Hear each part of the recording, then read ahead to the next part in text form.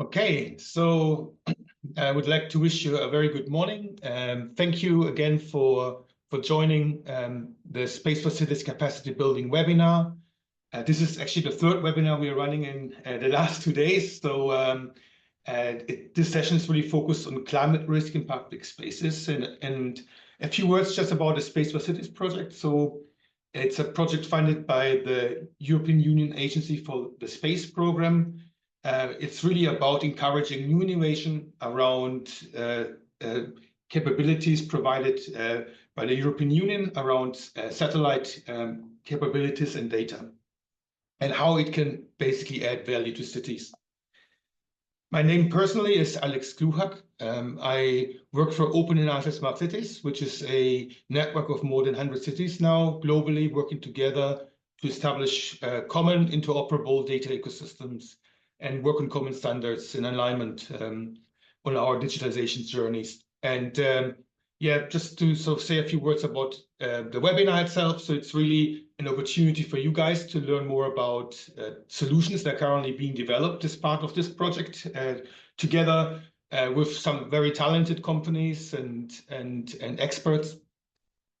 This webinar particularly around solutions for climate risk in public spaces.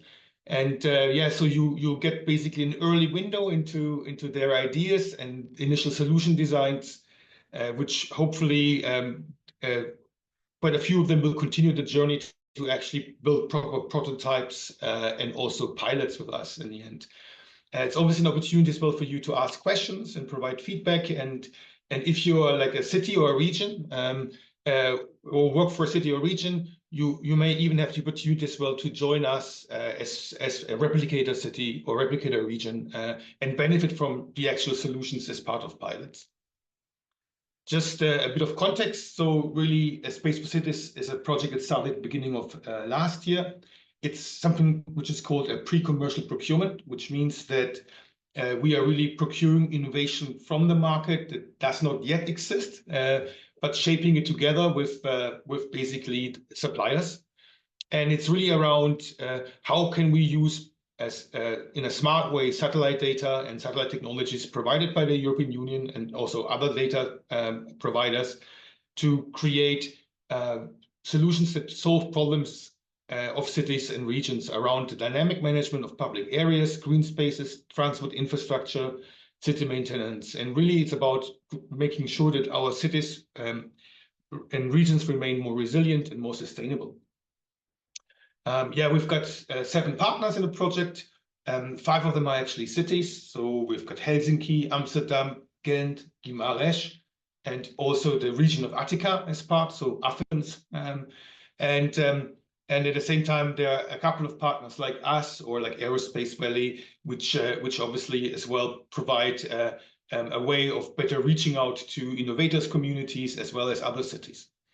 And a really good part of it is that those 5 cities which are basically the procurers or the buyers, they are in the end engaging in real pilots in the end of solutions that we select. And we have the opportunity as well for 10 other cities and regions to come on board and join us later stages of the project. And we've been now through a sort of first phase last year where we published an open call and developed it, to put forward the challenges that we want to see solved with the solutions. And I'm really glad to say we had like 140 different ideas submitted to us and applicants from different teams across Europe. And we've selected 20 of them with which we are working together. And you will see in this session 5 of them presenting their ideas around the topic of today. So which brings me back to like then the presentations themselves. So it's really around climate risks in public spaces and how to better manage it, ranging from diverse elements like being better prepared from an also urban planning perspective, or even looking at wildfires or flooding. So it's a quite diverse range, and I hope it will represent well challenges that you face in your region and cities. Following the presentations, which will be 10 minutes each, there will be also a panel of discussions where you can ask questions. And obviously, I will also moderate a conversation between the presenters. Our speakers today is Edorn from Geoville, Gaetano from Latitudo 40, Pavitra from CGI, Miguel from Vexiza, maybe he will say the right pronunciation, sorry for this, and Carla from Cartel. Okay, so maybe a few housekeeping rules before we start. So obviously, please, if you're not speaking, so if you're not a speaker, please turn off your camera and also mute your mic, because obviously the session will be attended by many. So also you can use the chat window for direct messages and interactions if you want, and post questions. Ari from Forum Virum Helsinki is one of our partners, will pick up as well those questions later and introduce them into the panel conversation. And yeah, and please, as you listen to the different presentations, make some notes for maybe interesting questions that you want to answer, and you will have a chance then on the panel session that follows this. Okay. So then, without before sort of hand over to the first speaker, I just wanted also to remind you that we've got another session later today. So at 1:30 European time, which is focused on mobility and missions. And so if you're also interested in this topic and you haven't registered, you can still join us if you like. Okay, so I will leave it there, and we'll hand over now to our first speaker, which is Edurne. Edurne, could you please, and also Veronica, could you please switch off your camera so we can focus on Edurne? Thank you. Hi, thank you for the introduction. I will share my screen. So you can see now the screen, right? The presentation mode. Yes, Edurne. Perfect. So thank you very much for the introduction, Alex. I will jump directly into the presentation. So I would like to start with a bit of background and understanding the problem that we are trying to solve here. So we consider that land surface temperature is an essential climate variable. So as you may know, since pre-industrial times, the temperature of the Earth has been warming by 1.6 degrees and fueling more intense heat waves that now push the surface temperatures above 50 degrees. We also have more prolonged droughts that they are drying out soils, causing them to heat even faster, and deforestation, which is removing the natural cooling, turning the land skin hotter and creating self-reinforcing warming feedback. So this is particularly critical in urban environments where it's creating urban heat island effects. And just to give you some numbers, because this has strong economic effects, we've seen that over the past decade, weather extremes have led to roughly $2 trillion in global damages, and it is expected that the temperatures could drive heat-related losses up to 3.9% of the global gross domestic product by 2060. So having all this in mind, we are trying to tackle this issue, and we want to develop a service that allows a dynamic monitoring of urban areas, uncovering the thermal and infrastructure stresses in our cities. So we will do this by combining high-resolution thermal information, predictive urban analytics, and intuitive visual insights. So to give you a bit more details about this, the idea is to combine Copernicus satellite data, especially Sentinel-2 and 3, land cover data, satellite-based land surface temperature measurements, mostly coming from the ecostress, in situ measurements from the cities when these are available, and predictive climate models. And with all this together, we will be able to provide high resolution heat assessments, so at a 10-meter resolution and hour resolution. And this will allow us to identify, or will allow you to identify vulnerable areas and evaluate potential interventions.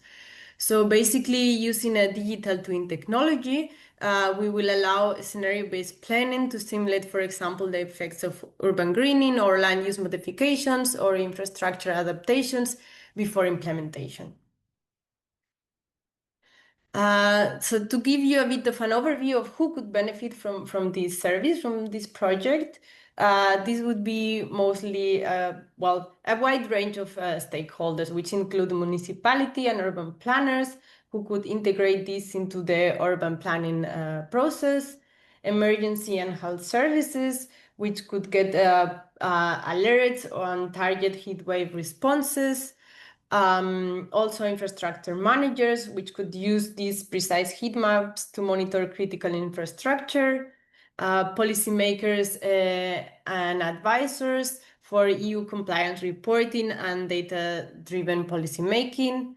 Also citizens and communities for which could use it for clear communication, and researchers who would have access to validated urban climate analytics. So diving a bit more into the different use cases or areas where we think this can be very useful information. This is, for example, urban planning, where we will provide high resolution land surface temperature data, as I mentioned before, at 10-meter resolution, together with up-to-date land cover maps and climate change scenarios.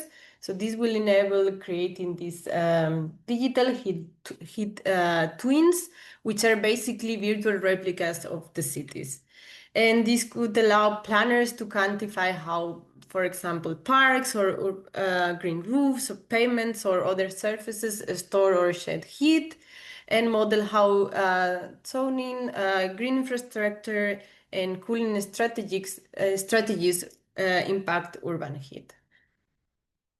The service could also be very useful for climate reporting. So at the regional scale, we can provide measurements of land use, surface ceiling, land surface temperature, but focus on these reporting purposes. We can also track past land surface temperature or land use changes and urban green initiatives, and identify high-risk areas.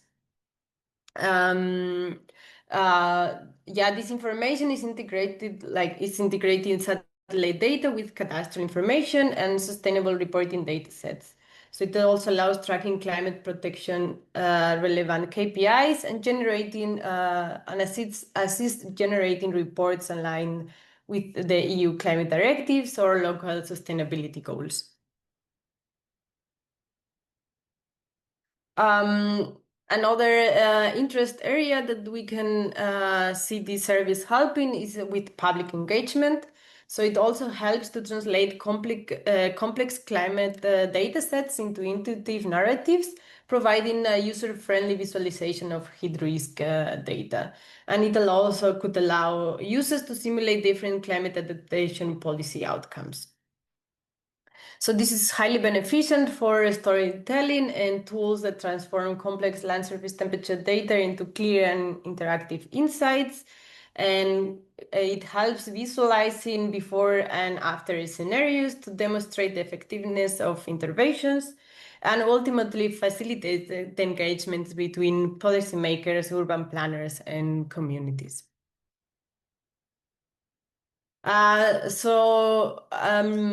would like to finish mostly pointing out the innovation that this service would bring beyond what's already available in the market. So this would be an integration of multi-source information coming from, as I mentioned before, sentinel missions, eco-stress, climate data, sensors that the cities could have, and all this is done in one dynamic platform. We also provide what we call super resolution land surface temperature maps and heat assessments. So this allows precision mapping and targeting local interventions at the neighborhood scale. The predictive digital twin, which allow what if analysis and IPCC aligned scenario forecasting, and also having an intuitive stakeholder-friendly dashboard, which could contribute to storytelling and simplifying communication and accelerating the community acceptance. So this would be all from my side. If you're interested in this or want to know more details, you're always welcome to get in touch with me or ask some questions afterwards for discussion. Brilliant. Thank you so much, Edurne. Okay, so we have then our next speaker, Gaetano. If you could make yourself as well visible, perfect. And yeah. Good morning, everyone. Happy to be here and to let me go to full Brilliant. screen. Confirm that you can see my screen. Yes, perfect. Perfect. Yeah, the floor is yours then. Thank you. Yeah, so good morning. I will present our solution, CLIMAPS. That is the next generation urban planning, so we can move from a reactive approach to predictive climate management. I am the CEO of Latitude 40. Latitude 40 is the leader of the consortium with Planetech and Team Dev, two Italian companies focused on the same topic like us. Just to start, okay, the urban climate challenge is a big problem. Every city in Europe, but all over the world are under pressure. We have twice of heat wave respect to rural areas. The 75% of our city we have the 70% of the European population, and the traditional approach, as we see in several events in Bologna, in Valencia recently, are not so effective. What's the problem is we have a big data gap. Complex satellite data remains extremely inaccessible to urban planners. So these data that are produced every day are not used in everyday business process. Other aspect, we analyzed, I worked also with a deputy mayor in a city. So the big problem is how to find the data, how to transform this data in information, how to create plan. There is a big problem, and the reactive planning create a problem. We can operate after the event. The future is to try to prevent this event with the technology. So this is a typical urban map. So we see the problem, the center city, the impermeabilization, the over-urbanization, the land consumption is a big problem. So one of the aspects is the thermal comfort of the city, but it's not the only one. We are here where the company invested in this technology because there is a big market transformation. And now, today, we have a big technology convergence. Not only Copernicus, that for a long time served as a main source of information, and NASA satellite, but now we have a big news in the market that Italy invested to improve the satellite data providing with IRIDE. Just yesterday, we launched more 7 satellite optical, hyperspectral, and radar. And now we have a lot of technology to use machine learning for predictive modeling. So we do all this technology, and also with the use of very high resolution satellite like Planet Labs, we can create 3D simulation for scenario planning. This is the solution of CLIMAPS that we proposed in the challenge. So we created a tool that can integrate not only satellite Copernicus and IRIDE satellite imagery, but also open data. We integrate the data like the street, the school, hospital, all the information that has a city. So we can create a climate risk map in terms of urban heat stress, grid space degradation, pollution, urban floods, and impermeable land use. In this platform, there is possibility to collaborate, to create a collaboration dashboard where all the actor, all the user persona can interact and define the mitigation strategy. But this is not the final aspect. We can simulate the future. We can assess different scenarios. So cities can create the mitigation action. So planting trees, change the land use, land cover, add water areas or lakes or urban forest, and we can simulate. We can create synthetic satellite imagery that englobe this change, so they can assess if the mitigation, the different option in mitigation with different urban planning master plan can solve or not the problem. So they can analyze the solution before to realize it and use more efficiently the time and the money.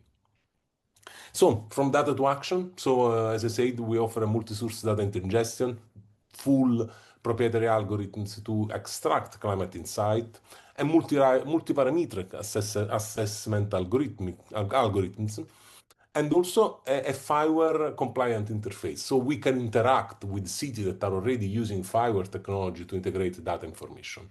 From KPI, we produce the analysis in less than 48 hours. This creates a 60% in cost reduction compared to traditional approach. And one of the key element of our solution that we can transform Sentinel-2 imagery from 10-meter resolution to 1 meter in 12 bands. So this means that we can have a hyper-local data in cities. So we can analyze the roof, we can analyze the streets, and our processing time is 45 minutes per 100 square kilometers.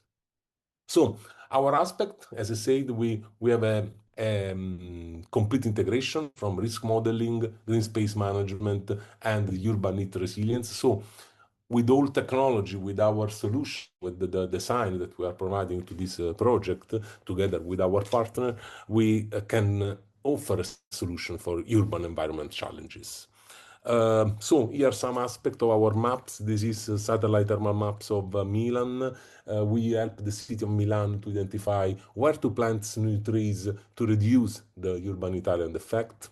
Here, so in Rome, this is part of the project. We are working on the service value chain of the urban Thailand. So this is a product. The aspect is that the product is also on our marketplace. Everyone can download the data everywhere in the world with no stress.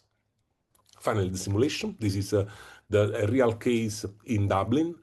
Transformation of a business district. So the customer needed to identify what is the best balance between construction and greenery to have a resilience of the place, but also enough space to sell a rent building. So we can assess different type of scenario. Our vision is we are focusing on different type of urban planning users. So the idea and the design that we are working on is to solve the needs from urban planners, for environmental engineers, GIS specialists that need to integrate the data in existing ArcGIS or QGIS that the municipality use, but also sustainability officers and with the collaboration tool, like in Bologna, we are opening the discussion on the future of city also to citizens and stakeholders. So finally, with our design, with our proposal, we offer a solution where the future is predictive. So the concept that we are presenting now is that we offer the opportunity to be predictive, anticipating and to anticipate climate impacts before they occur. From generic to precise, so 10-meter or 1-meter resolution can offer the possibility to act with very hyper-local scale. And from isolated different silos to a single platform with a multi-parameter risk assessment. Finally, all this is extremely easy to use and can reduce more than 60% the cost with our automating processing. So our promise, our vision is to transform satellite complexity into actionable urban intelligence using the automation, the cloud-native processing, and UX, UI oriented to the final user of this solution. Here our team, probably Planetech is the biggest, more known company in the market, but Latitude is growing on this part. We are a startup born 4 years ago. Team Dev is a big operator in Italy with good experience in ArcGIS and also partner of IRIDE project. This is our timeline that I presented also in the previous event. Finally, our value proposition is the same. So from week to hour in this part. So thank you. If you have any question or interest to go deeply in our solution, I am here. Here are my contact, and thank you for your time. Thank you, Gaetano, and thank you for keeping on time as well. Perfect. So yeah, very good. Now we have Pavitra as our next speaker from CGI. Pavitra, would you like to share a screen? Of course. Thank you.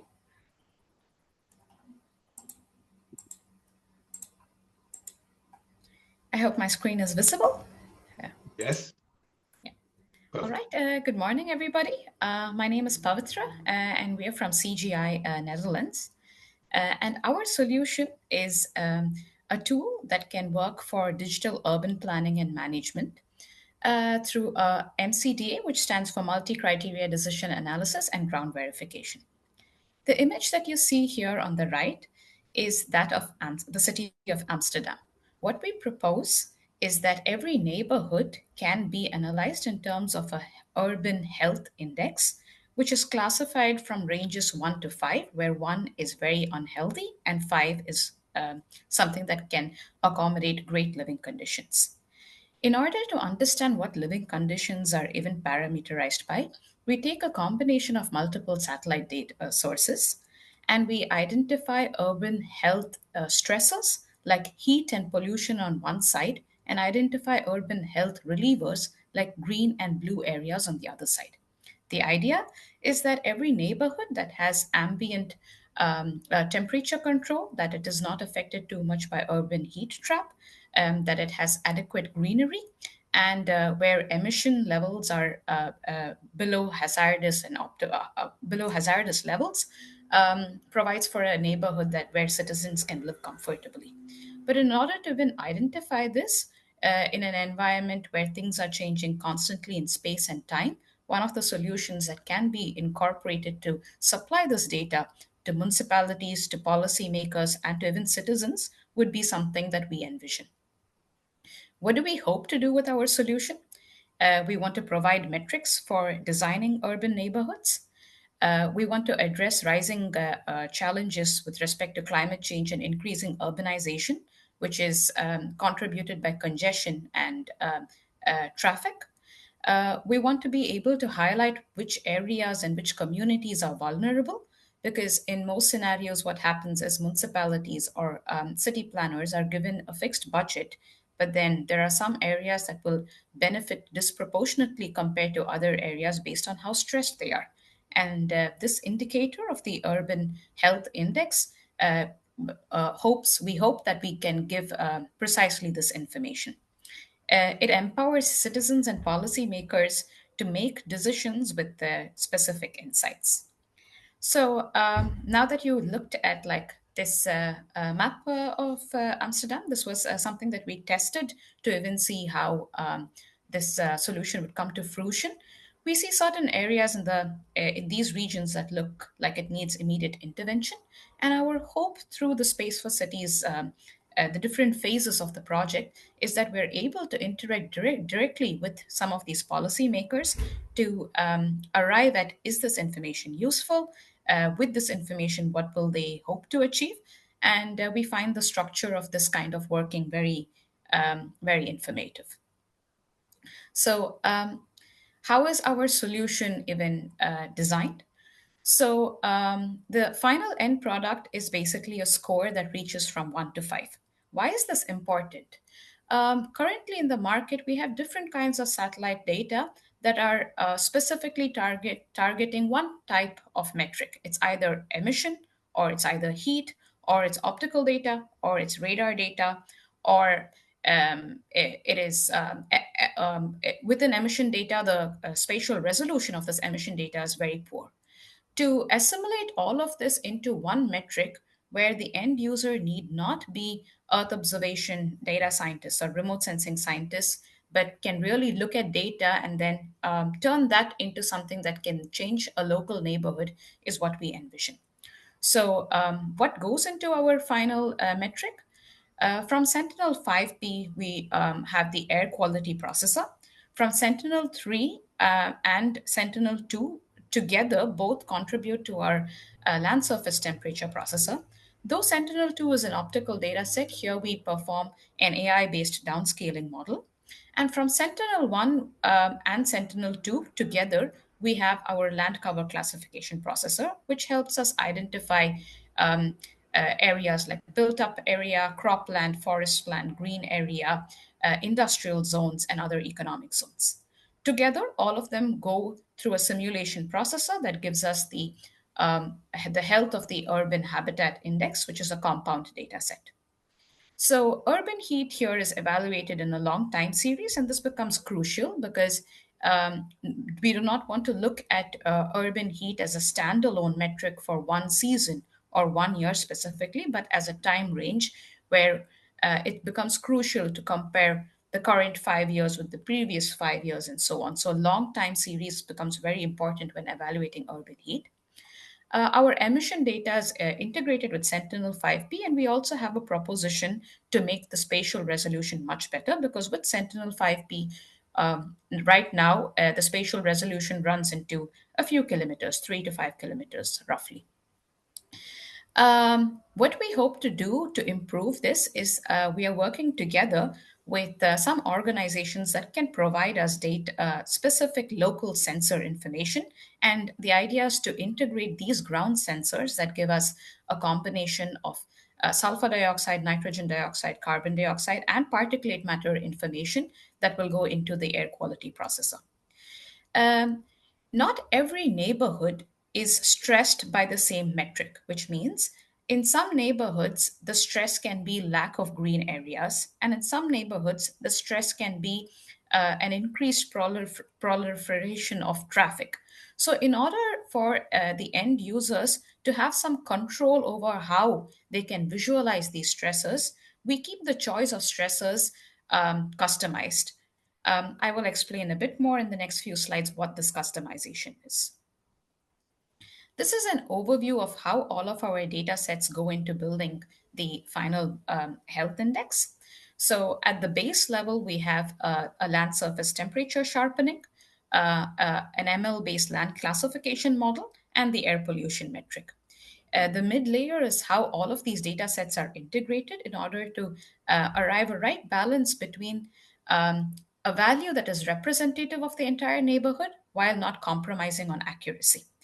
The combination of how all of these stressors and relievers get combined is where there is customization of possible, and what is visualized is the health index at the final level.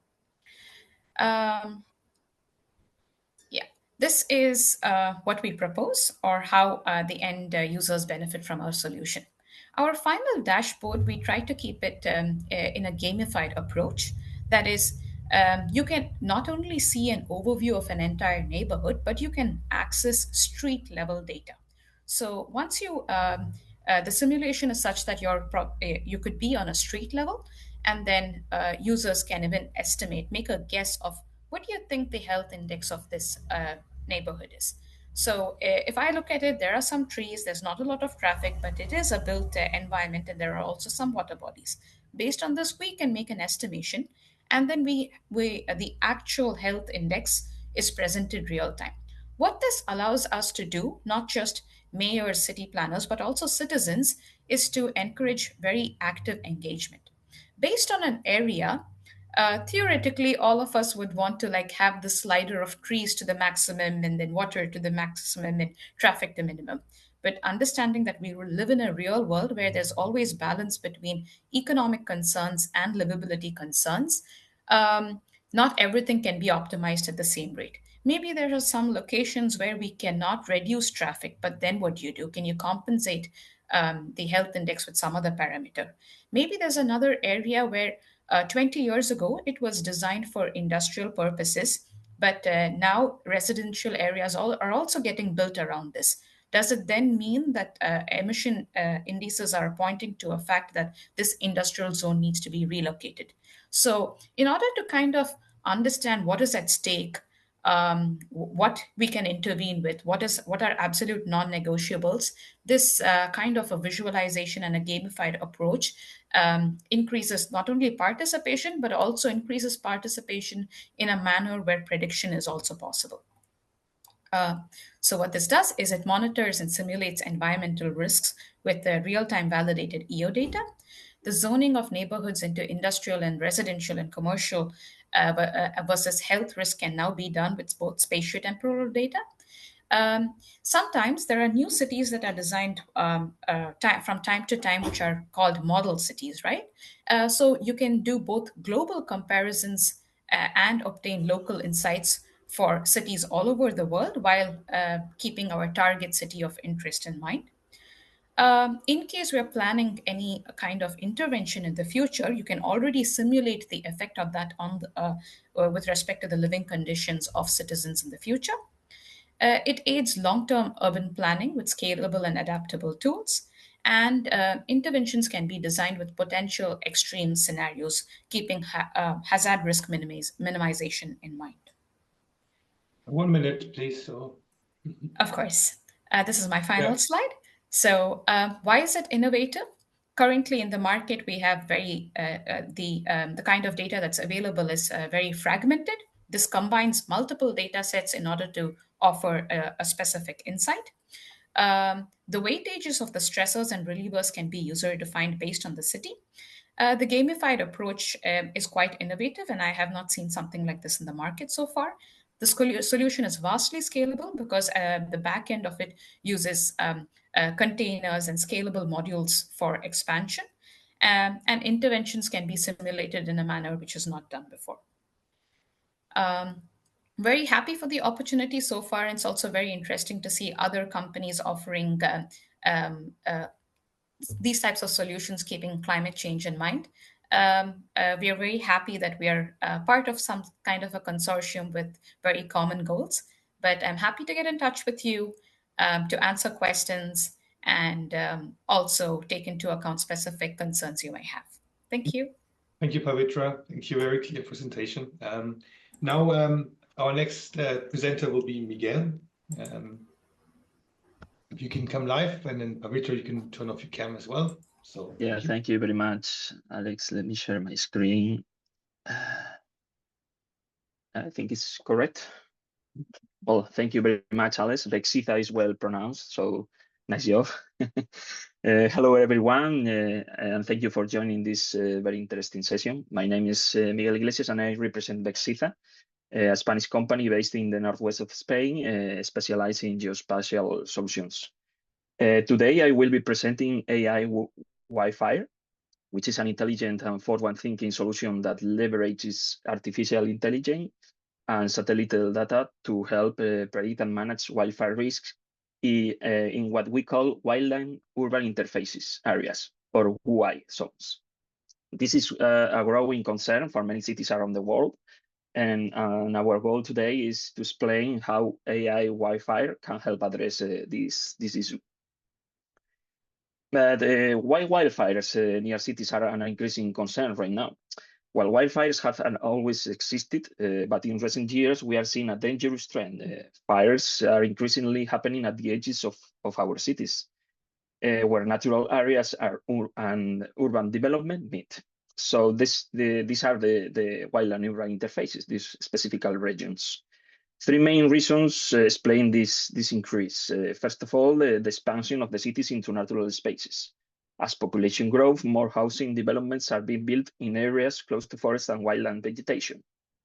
The second point is that managing vegetation in private property is extremely challenging for public authorities.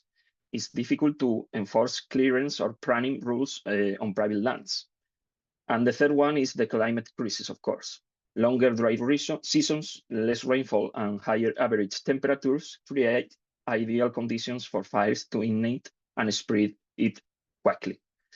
So although globally the total number of wildfires decreased by about close to 10% between 2005 and 2020, the number of fires specifically located in the WUIFIRE zones increased by the 23% during the same period.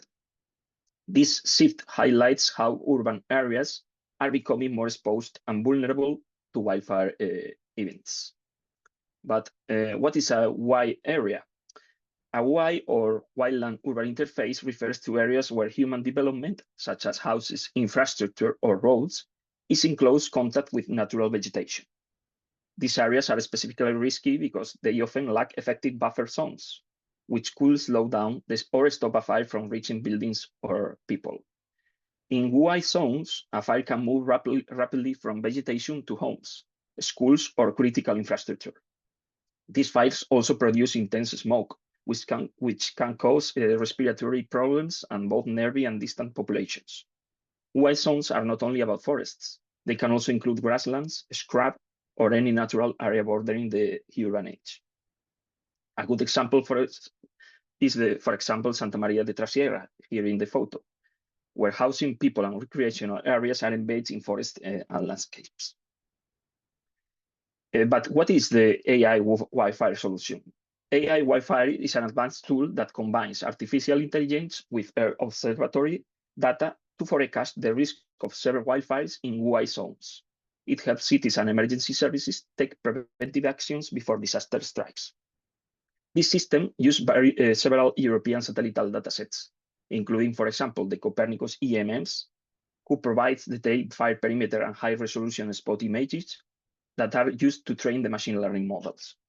We also use Sentinel-2 data that supplies on biophysical characteristics of vegetation, such as, for example, the leaf moisture of biomass quantity, to estimate how much fuel is available. Sentinel-1 data also offers radar data, helping us estimate the vertical and horizontal complexity of vegetation, which affects fire intensity and, of course, the spread of it. And finally, the Copernicus DN Glows 30, which adds vital topographic data like slopes or the terrain roughness, both of which strongly influence fire behavior. By combining all these inputs, we can produce highly accurate wildfire risk maps tailored to the unique structure and climate of each region. What makes the AI-WUIFIRE different? Well, many existing wildfire prediction systems are limited because of the data they used. For example, they use low-resolution vegetation maps, the local models that don't scale to other ecosystems, and oversimplified variables that ignore their fire dynamics. In the case of AI-WUIFIRE, we use generalized across different WUI types and ecosystems using AI models trained on diverse datasets, integrate high-resolution biophysical data from the vegetation, including advanced indicators like, for example, canopy water content of fuel structure, and we use satellite data that is updated regularly. So we can offer a near real-time input to update fire risks.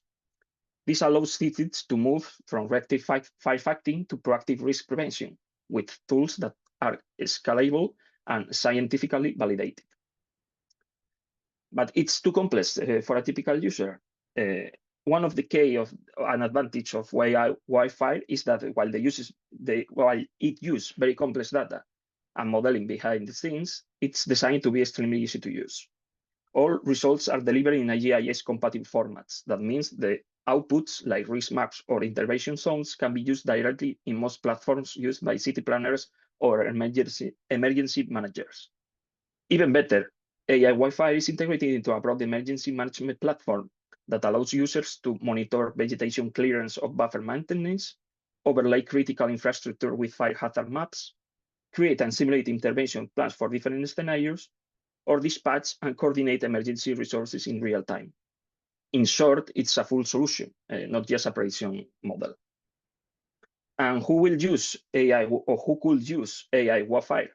The core users of AI-WUIFIRE are city authorities and emergency response teams. With this tool, they will be able to identify high-risk WUI zones for focused protection, design tailored intervention strategies based on predicted fire severity, coordinate real-time efforts during emergencies, manage long-term vegetation buffers and defensible space policies, incorporate fire risk into land use planning and building permits, or run education and awareness campaigns to prepare communities. Additionally, a light version of the platform is being developed for the local residents. It will allow individuals to assess the neighborhood's exposure to fire and understand their role in prevention. In the future, AI-WUIFIRE will also serve private users such as the real estate developers looking to assess land development risk, or for example, the insurance companies to analyze fire exposure in their portfolios. To conclude, AI-WUIFIRE is a powerful example of how modern technology, especially AI and satellite data, can be used to address one of the most urgent challenges facing our urban areas today, by predicting where fires are most likely to occur and how severe they might be. Cities can act earlier, allocate resources better, and ultimately protect their lives and infrastructure. It's not just a tool for prediction, it's a tool for planning, communication, and building a more resilient future. Thank you for your attention, and I'm happy to answer any question you will have at the end. Thank you very much. Thanks so much, Miguel. As we said, please post your questions if you want to the chat, but also you can ask later, obviously, those questions in the panel conversation, okay, directly. So now, Carla, you're the last presentation of the slot, and yeah, looking forward to it, and hopefully,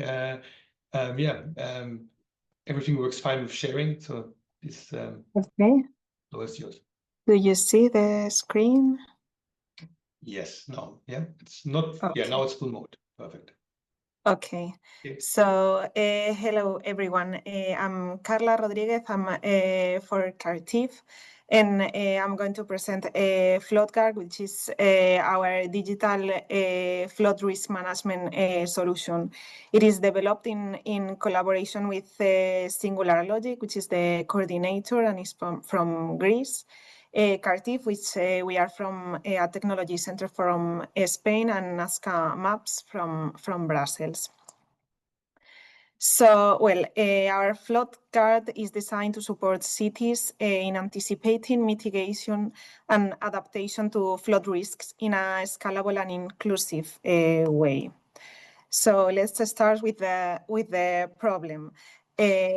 Yes, urban flooding is intensifying due to climate change, also because of the impermeable surfaces and outdated infrastructure, which it's found in the cities. So also cities often lack early warning systems, also visibility into social vulnerabilities, and tools for the planning of fair and data-driven adaptation. So public spaces like streets and parks are particularly vulnerable and because are too often overlooked in the resilience planning. So why it matters? So flooding disrupts transport, power, and emergency services. So hitting vulnerable populations like elderly or low-income households the hardest. Also, annual economic losses are staggering. Cities often act reactively due to limited data, which is leading to a higher damage and lower resilience. So, well, this is where FLOODGUARD comes in. So, what is our logic? So, from climate data to decision support. So, this is a decision support platform that combines Earth observation data. So, from Copernicus, from Sentinel, and digital twin simulations, also with AI-enhanced flood forecasts. So FLOODGUARD is built on this three-pillar framework, which merges climate projections, advanced flood modeling, and real-time scenario planning to guide these urban resilience decisions. So space data is at the core of the FLOODGUARD solution. We rely on Copernicus Earth observation data for real-time detection through Sentinel-1 SIR, and for radar imaging, and also for Sentinel-2 optical for high-resolution optical imaging. This allows us to monitor the flood events even when clouds. To map the urban exposure, we will use the urban atlas, high-resolution layers, and also, again, Sentinel-2 data. For the hydrological insights, we will integrate data from the land monitoring system, also from the emergency management system, and from Gluhak, which will improve these simulations of the water flow and flood dynamics. Finally, for the climate forecasting, we will use the long-term projection from the Copernicus Climate Change Service, and also the climate data store. So these to apply the SSP and RCP scenarios to model future risks. So what are the benefits of this solution for the users? So FLOODGUARD supports all stages of the flood management risk, of the flood risk management cycle. So from providing tailored insights before, during, and after the flood events. So city planners can test zoning and green infrastructure strategies. Emergency services will receive early warning alerts to prepare a response. And also citizens will benefit from clearer awareness, and also through these real-time flood maps and alerts. So beyond the state of the art, yes, we are going beyond the state of the art in flood management, because we are not just simulating water, but we are combining Earth observation data and artificial intelligence for speed and accuracy. And we are building these real-time digital twins of the city, and also putting vulnerable communities at the center of the risk analysis. So we are including this social component as well in our flood risk analysis. So it moves beyond today's standard solutions, because we are using these hybrid AI hydraulic models for rapid and accurate flood forecasting. We are also integrating this Copernicus data in the near real time. We are also providing this interactive digital twin for scenario testing. And finally, we are integrating this social vulnerability layer to support the equitable planning. So just to wrap up, I will close with the vision. FLOODGUARD is designed to turn climate and flood data into real decisions for cities.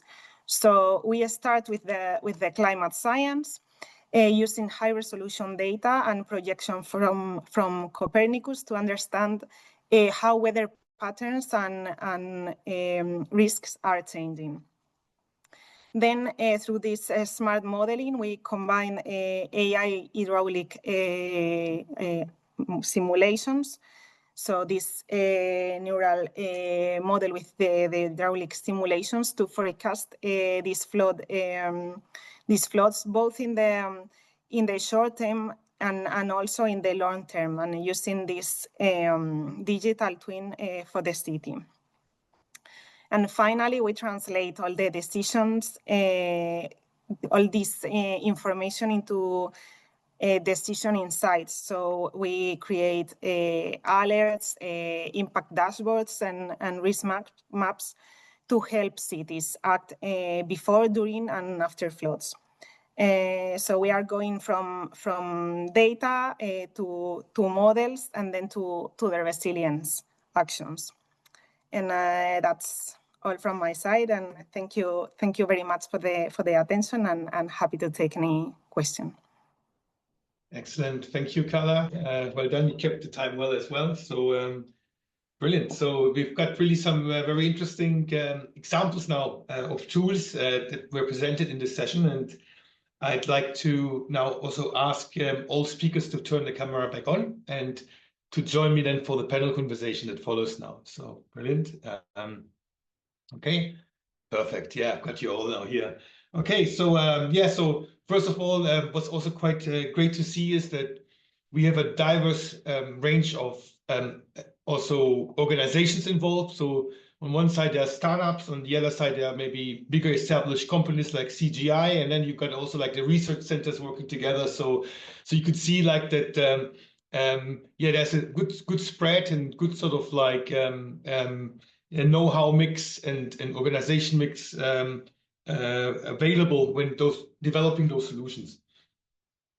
Another thing that's also quite struck me is like that all of your tools, although maybe some focus more on managing urban heat islands or what can be done like to prevent them, some focus on specific challenges like, for instance, wildfire or flooding.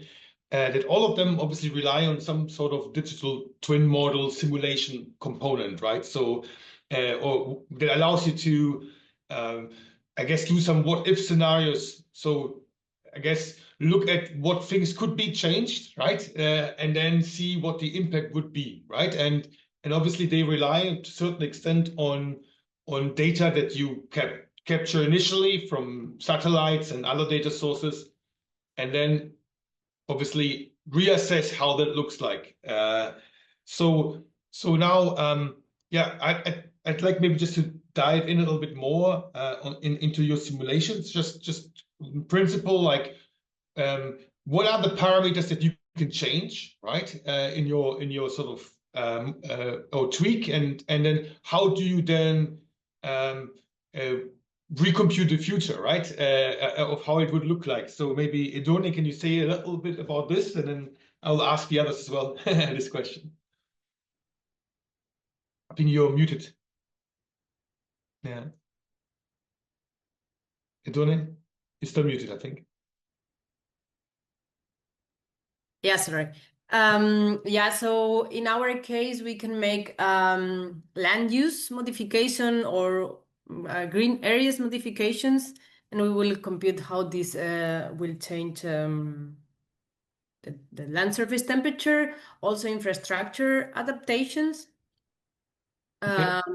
Yeah, so in our case, it would be mostly focused on this, or mobility also.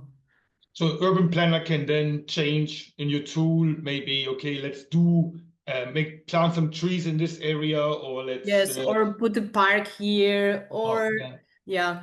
And in mobility, do you also have real mobility models that you plug in, or what do you mean with mobilities? Traffic models, or what do you consider there? No, not traffic models. We don't have traffic models in that sense.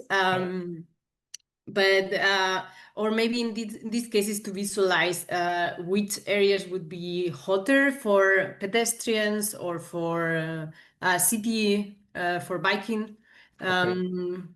Okay, so the Yeah, they impact, could be basically the yeah. impact on the pedestrian. Okay, I see, understand. Yeah.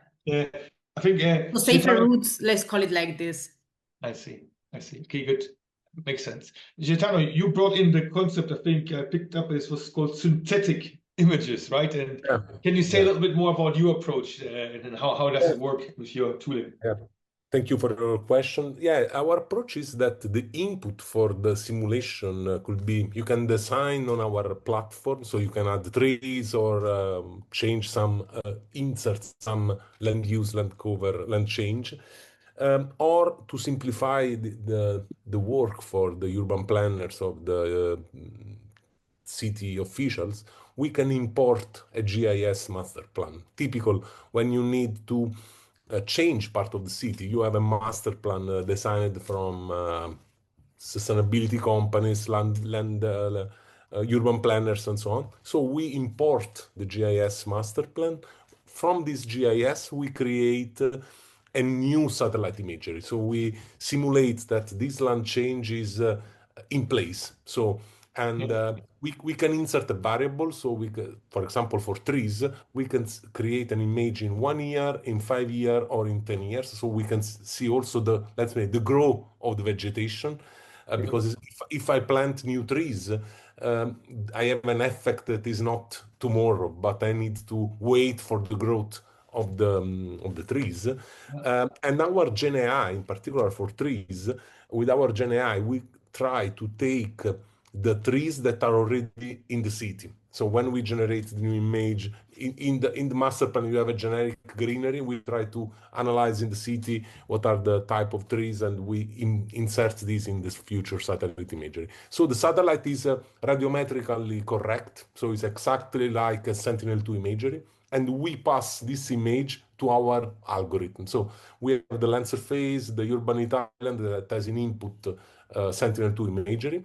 With this fake or synthetic Sentinel-2 imagery, we have exactly a radiometrical correctly image that we pass like a circle in our algorithm. Interesting. And they can insert different type of scenario. Okay. So you can insert different master plan, and we calculate an index that see how you are resolving the risk. This could be for the city, for a smart part of the city, for a street, or similar. And Okay, this very good. I mean, you mentioned index, which obviously brings you to Pavitra.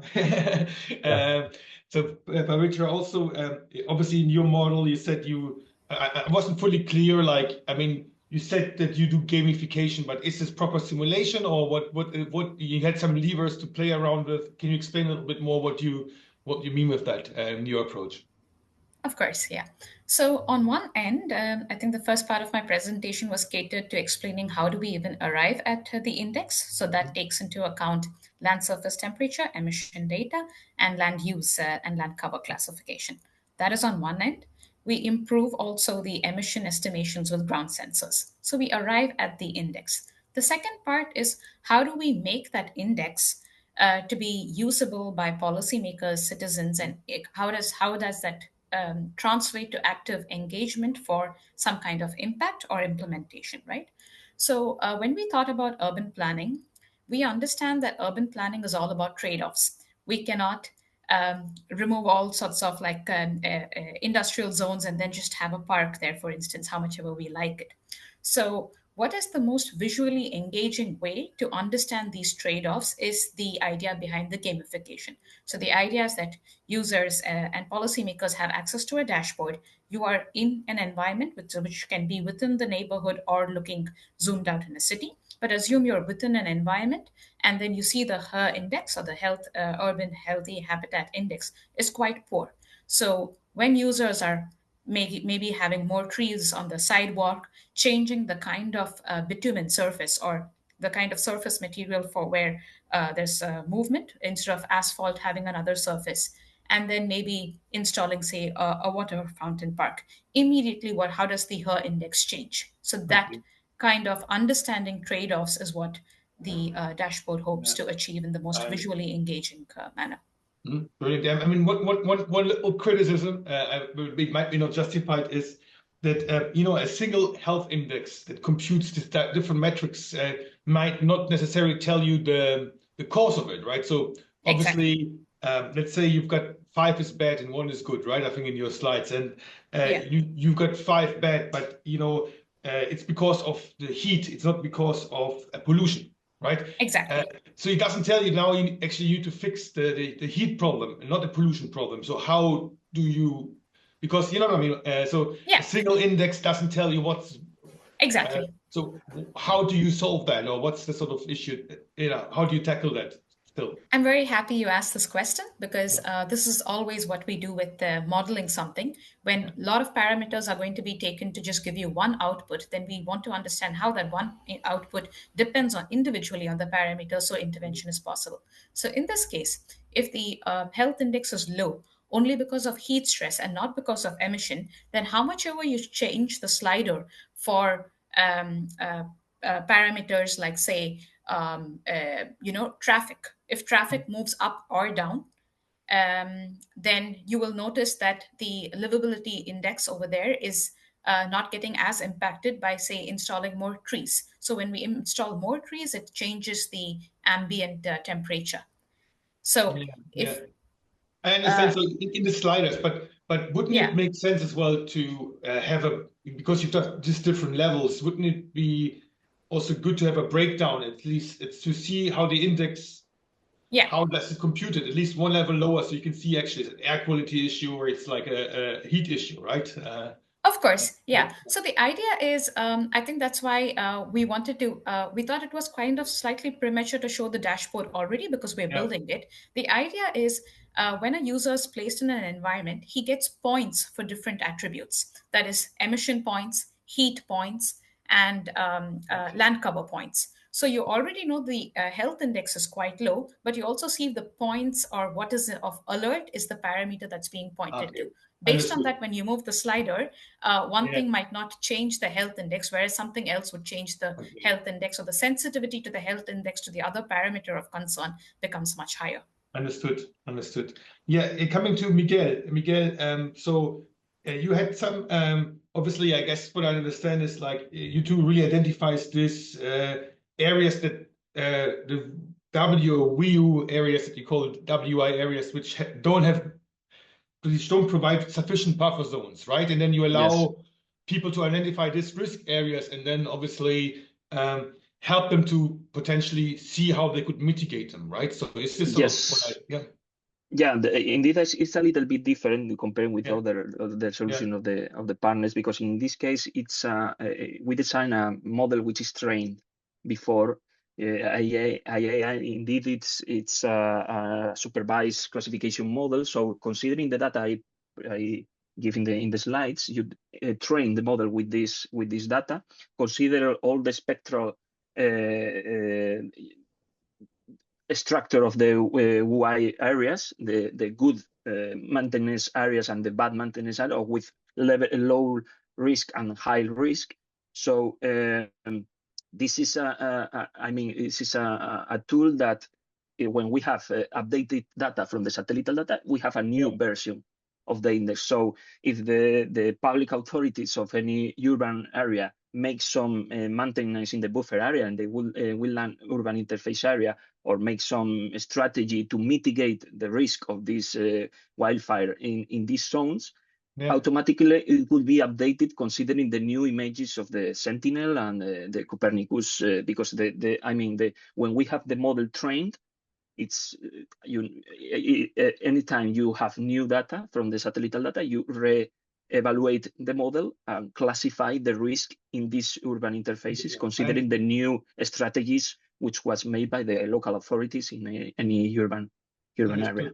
But it's more driven by real-time interventions rather than simulations now. So you don't necessarily, do you give them the option as well to simulate different scenarios or not? Yeah, we have not exactly in the tool specifically with the AI-WUIFIRE, but it is we have the possibility to simulate fires. It's true indeed in our company we made in other solutions that it is you can simulate which could be the behavior of a fire in this kind of WUI zones.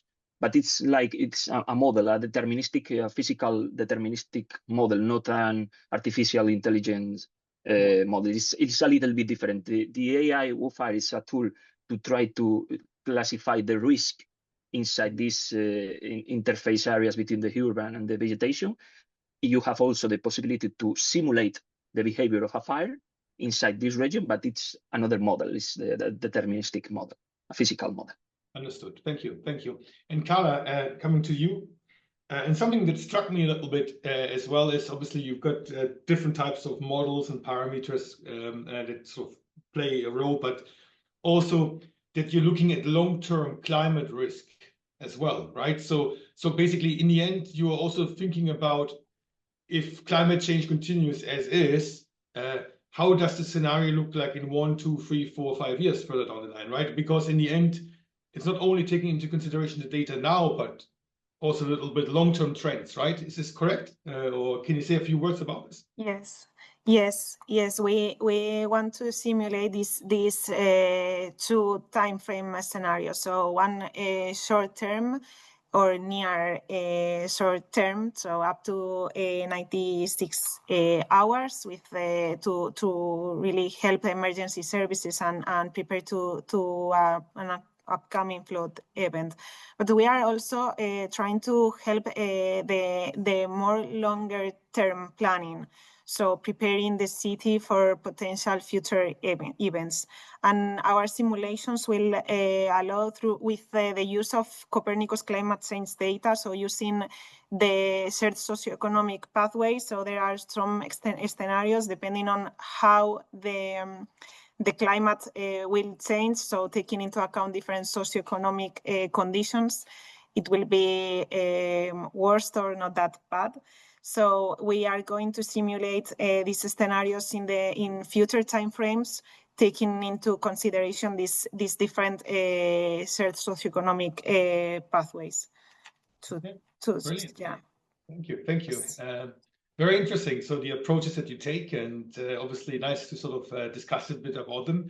I've seen that actually we've got quite a few questions as well from the audience in the chat already. So maybe Ari, it would be a good moment we sort of look at them before I return maybe back to the panel with some more questions from my end. But Ari, are you okay? Are you there? Could you sort of bring some of those questions into play? Yes. So hello everyone. We have had a few questions here already. There's been a quite good amount of conversation in the chat as well, but to get them for the recording and people who are listening, we can start from the first one. So Julia presented a question specifically to Geoville, but everyone else can respond as well. So this is based on your experience, what in situ data is currently available in cities and how this is going to develop going forward. So yeah, this is question based on your experiences, but from SPACE4Cities side, I can say that we have collected quite an extensive list of open data sources from all the bias group cities to help the suppliers. But yeah, floor is yours to kind of like give your opinion on. Me specifically, you mean? Yeah, well, the question was yeah, it was to you, Idone. Yeah. So we want to keep it flexible, so we are able to integrate different data, and this would really depend on the data that the cities have. So we will first check for now what's available from the buyers group, but we can integrate different data. It simply depends on what's available for the specific cities. So for us, it would be key like temperature from sensors, or also mobility patterns, trees, vegetated areas, parks, this kind of information. But yeah. I mean, the question was more like, in your experience, right, or from your experience, what do you see as commonly available already? All the things that you mentioned, have you come across them already in cities?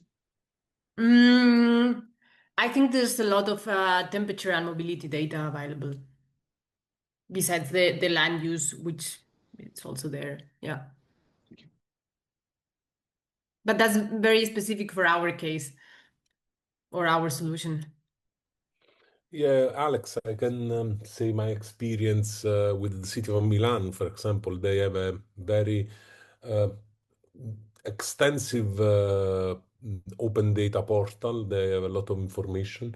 They used in their plan for environmental resilience, for example, the land surface temperature map and all the information regarding, for example, for bus stops, hospitals, schools, critical areas, and also the bike lane, for example, the map of the bike lanes, because they need to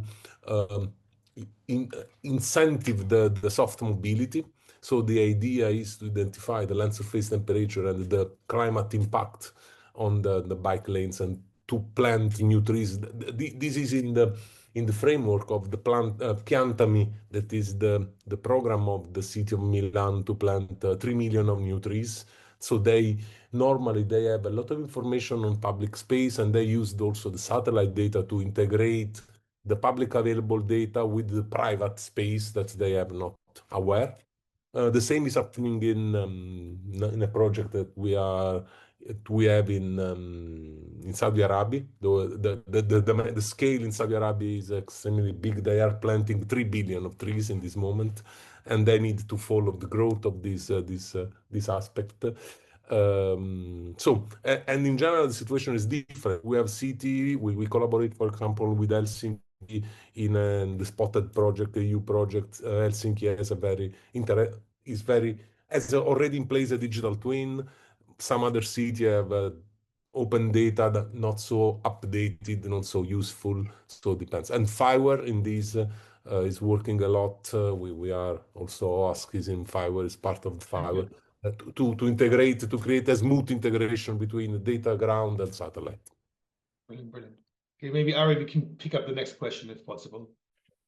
Yes, sure. Well, there was a specific question from Nikos to Esther about how do you acquire the in-situ data, but this was already responded that they gather temperature data with in-situ IoT sensors. There is like an open question from Irina from Ukraine, asking about kind of like the necessity of having detailed maps.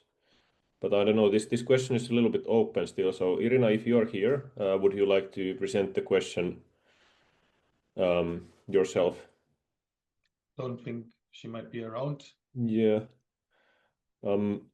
Is there maybe another question we can bring up? These are all the audience questions we have so far.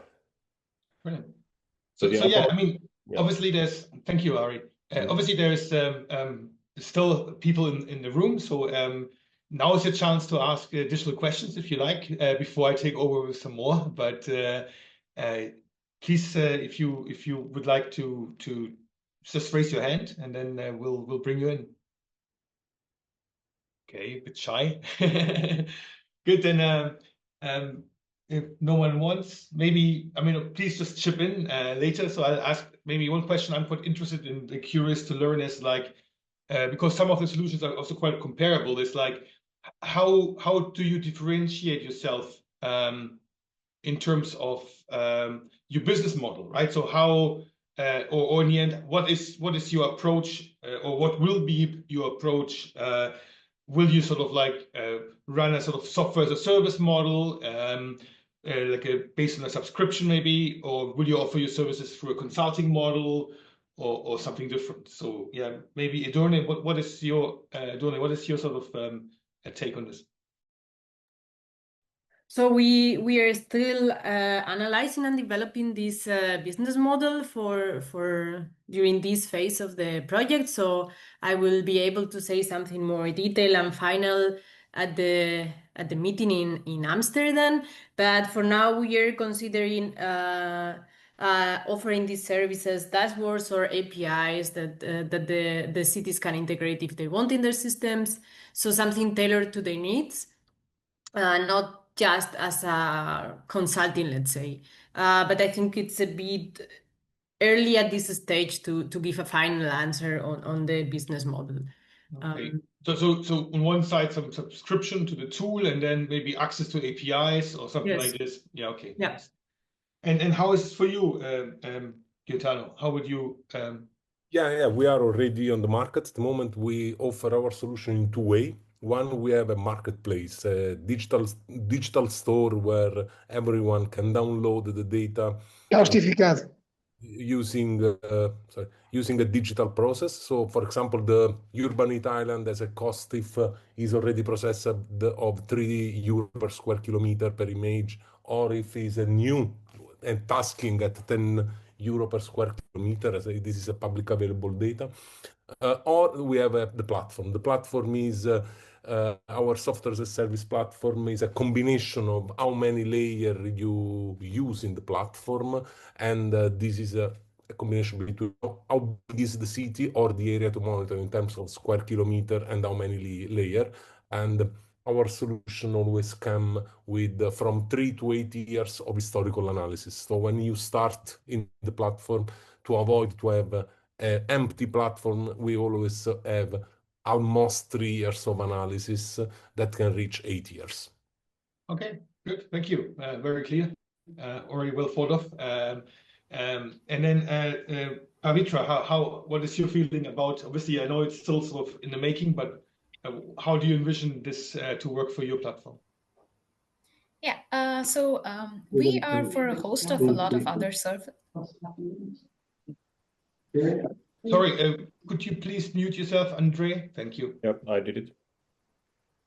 Yeah. Yep, For please. a host of a lot of our services, we are already in the market. What we have with these other clients is our platform called the Environment Monitor 360. It's access to a dashboard. All the downloadable files are in a format that is not proprietary. So the end user downloads GIS files, raster files, these sort of things. But for this specific approach, we will be ideally having this dashboard or this simulated dashboard with hopefully with gemeentes, municipalities, and also something that we hope city mayors can also use for what they want to plan for cities. So it would be the entire platform as a subscription. That is our intention. Okay. So like an annual subscription or a number of licenses. Okay. Yeah.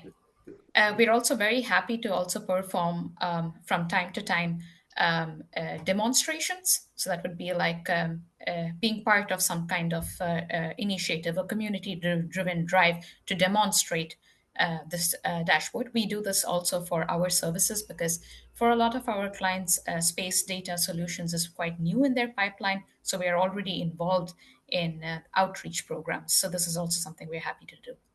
Brilliant. And then Miguel, how do you think about your platform? How do you currently or intend, what sort of model you choose?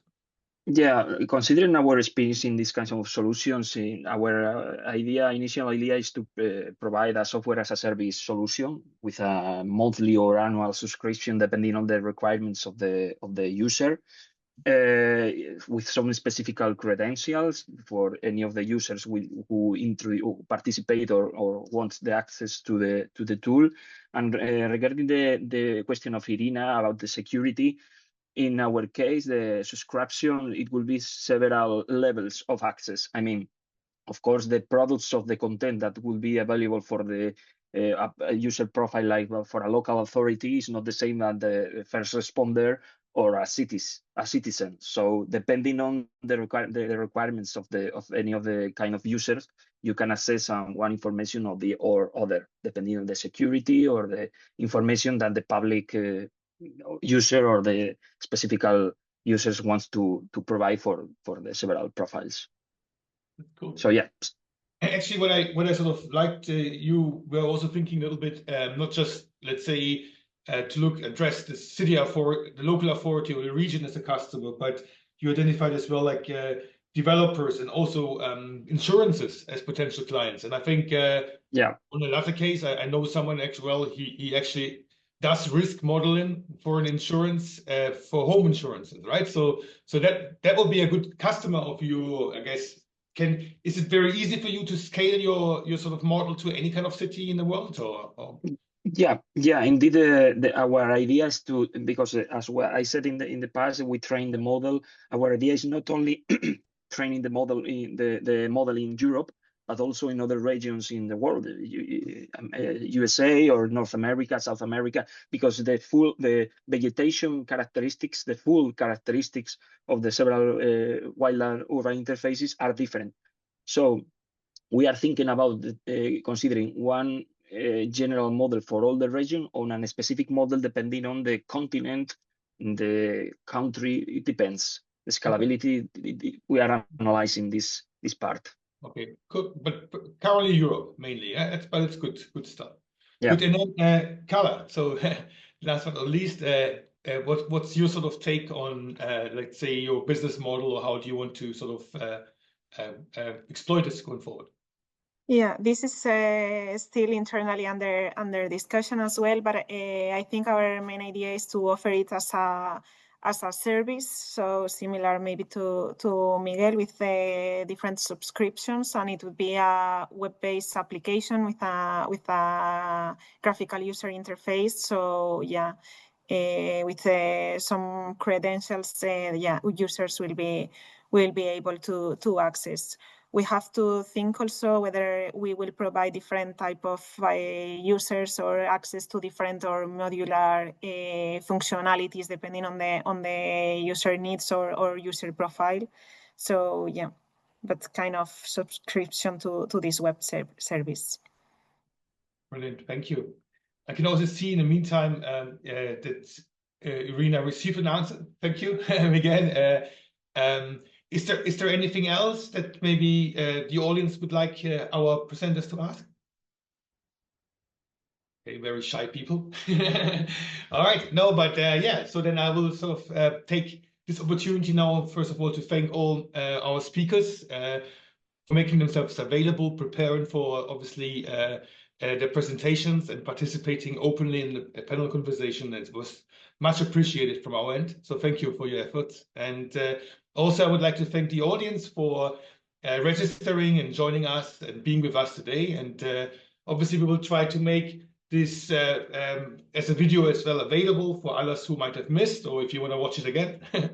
and also, also with permission, obviously, of the speakers, we would also like to share, let's say, a PDF of the slides, if this is okay with you guys. And if you want, I can use the slides that you currently sent me, and if not, please send me, let's say, a final PDF by tomorrow I could use.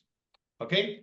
Okay. So with that, I'd like to thank you all for joining the meeting today, and hopefully I see some of you at our last webinar in a little bit more than an hour. Okay. Okay. Thank you. Bye. very Bye. much. Thank you. Thank you very much. Bye. Bye-bye. Have a nice day.